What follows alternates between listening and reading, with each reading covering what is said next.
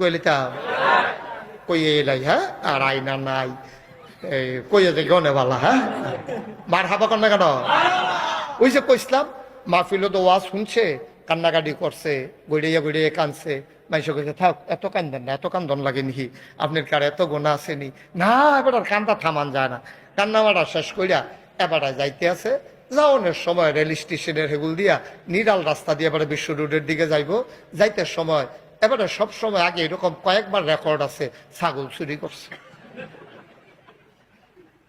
কি চুরি করছে? ছাগল চুরি করছে। তো আজ তো তোবা করছে, এই ছাগল চুরির কথা মনে করে করে তো কানছে, আরে কত ছাগল চুরি করলাম রে।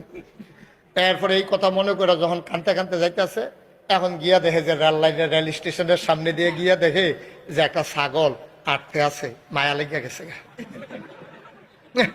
ছাগলটা যদি শিয়ালে খেলায়, তো এবারে এই ছাগল দইরা ফলাফেন্ডে খবর দিয়া সেই ছাগল আলগাত নিয়ে জব কইরা রান্না বান্না কইরা খানার লাগিয়া রেডি।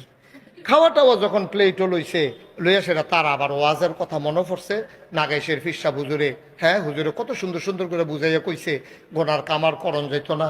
এই আজ যা রাত্রে না কানলাম, শেষ রাইতে দোকানবার গড়াই লইলাম, এইরকম হইলে কেমনে কি তৈবা রে, আমি কি মরতাম না রে, কইয়াতে সিল্লান দিয়া লাইছে লগের বন্ধু বান্ধব যারা, তারা দত করা তুই কানলে আগে কানতি নইলে পরে কানবি, তুই খানার টাইমে কান্দা শুরু করছিস খেতে, তখন আমরা খাইতাম বসি, তুই কান্দা শুরু করছো তখন খানা যায় ভিতরে, কান্দা থামা।